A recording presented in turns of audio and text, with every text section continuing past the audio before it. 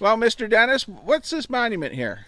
So Goober, let me tell you a little bit about this monument. There was an older gentleman here who was a descendant of John Jackson, who was the first civilian who the Federal Army came into contact with when the Confederates had retreated from this battlefield. His grandson, Mr. Jack Voss, over the course of his lifetime, he was 93, I think, when he passed a year or two ago. He would always come in here when they would cruise this timber in this beautiful place. He would come in and he would put flags up along this earthwork line, and he would tell those cruisers, whatever you do, don't touch those mounds. So he spent his lifetime preserving this, and he got that from his grandfather, John Jackson, and the family, Roland Voss, his father, the whole family, all the way back almost to the Revolution. They owned this property. It was close to the river. It was a critical place, and they realized the historic significance. And so they, in 2007, they, along with the Battlefield Trust, the American Battlefield Protection Program, and the Historic Preservation Group now owns 57 acres of land along these beautiful earthwork lines for over a mile here. And so it's preserved, one of the most beautiful spots on the battlefield. And do you have any other questions? There's what, 328 significant battlefields out of the 10,000? Yeah, Goober, there's 384 significant battlefields. And one of the gentlemen walking with me today said, you know what, he thought he knew a whole lot about the Civil War, but he had never really heard of the Battle of Wyse Fork. Well, it was determined by a panel put together by Congress back in the early 2000s that there were 384 nationally significant battlefields in the United States out of 10,500 conflicts. And Wyse Fork is one of those 384. What do you think about that? Wow. Well, anything else you'd like to say, Mr. Dennis, before we move on? Nope. All right. And No I would more like questions. to say thank you for your sense of humor dealing with Goober the Traveling Bear. He was great. On the way here, this creek right here, you see it's very straight. Well, this creek meanders quite a bit through these low grounds. Right down here about a quarter mile, there is a hairpin turn that probably turns about 140 degrees. It comes back on itself and goes back towards the river that way. And over towards the mill pond, there would be like what you might want to call oxbow lakes. It's like where it tried to make another creek.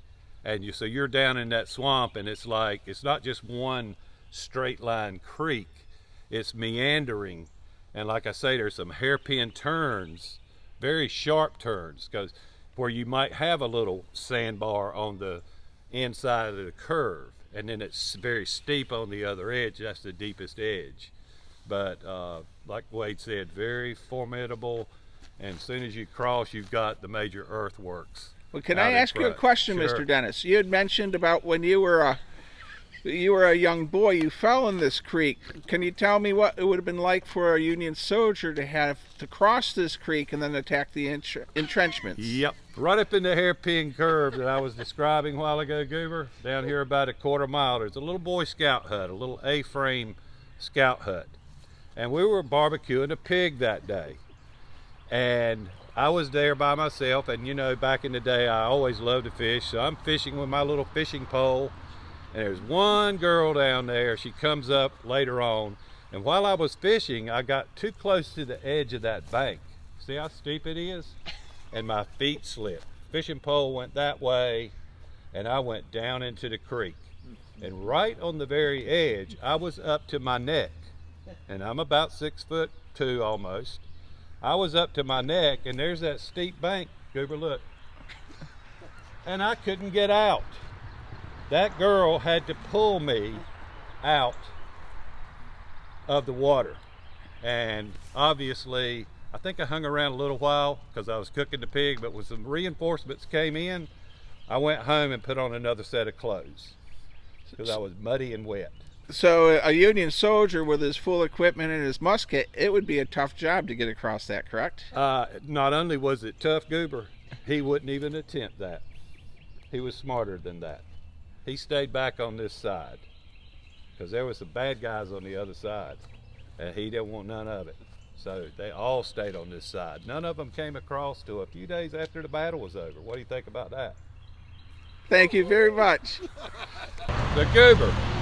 In 1964, I was 11 years old, and my father built that house right in the background here, this brick house. I used to find artifacts as a little kid from this battlefield, and I started collecting them, and I got an interest in it, Goober. And over the course of the last 60 years, I have recovered archaeologically on this battlefield and documented over 15,000 artifacts from this battlefield. What do you think about that, buddy? That's amazing, Mr. Dennis. Oh, amazing. Nice. Thank you. What Got do any we other questions? I've just got to ask, we're standing in front of sign. Was this sign here when you were here? That sign in 1964 was not there.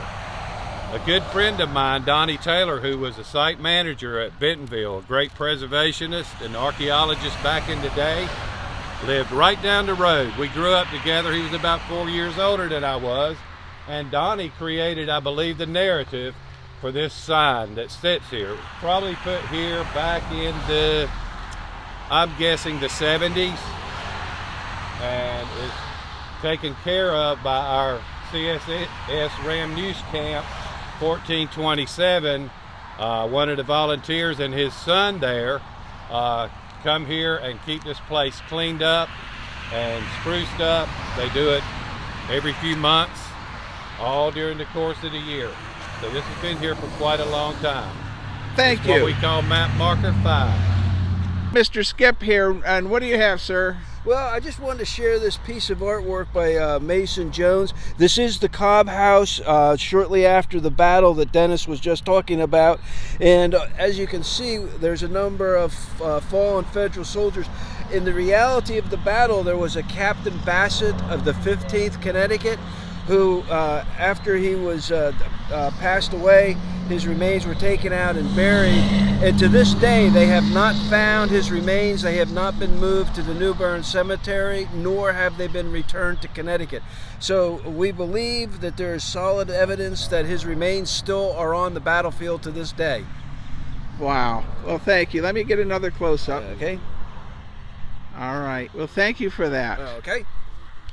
One of the things that we want to preserve this section of the battlefield, Goober, when you look out, that is the equivalent of Wyse Fork Battlefield's Pickett's Charge comparison, Kirkland's Charge.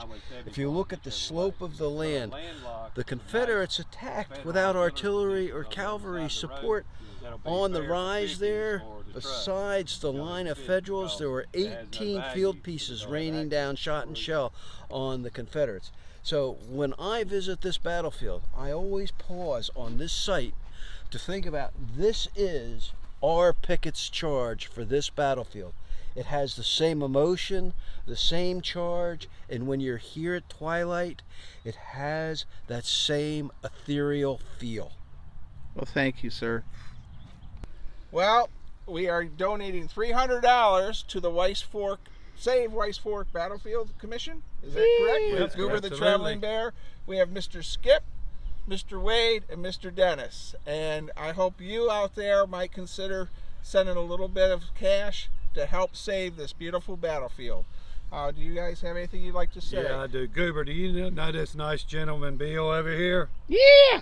Tell him thank you so much for this donation. It'll go a long way toward helping us. Thank you, Bill. Mr. Wade, Mr. Skip. No, once again, Bill, thanks for everything you've done for us. And folks, just take a look at the address that Bill will post up online on how to donate to further our cause here and what we're trying to do to not just save the battlefield. Well, hopefully we're going to transition from being Save Wyse Fork to being the Friends of Wyse Fork Battlefield here in the near distant future. And as friends, we definitely need help when it comes to trying to interpret this. And Mr. Skip? Yes, I'd like to thank Goober, and I'd like to thank you. Goober, thank you very much for all your assistance on this. Also, I'd like to thank all the efforts for the Wyse Fork Battlefield board game that's becoming on board, which will give people globally, whoever buys the game, a chance to fight the battle in a board game fashion. So thank you very much, and we greatly appreciate all the viewers who look on to the video. Thank you. Thank you. And thank you, Goober. Thank you.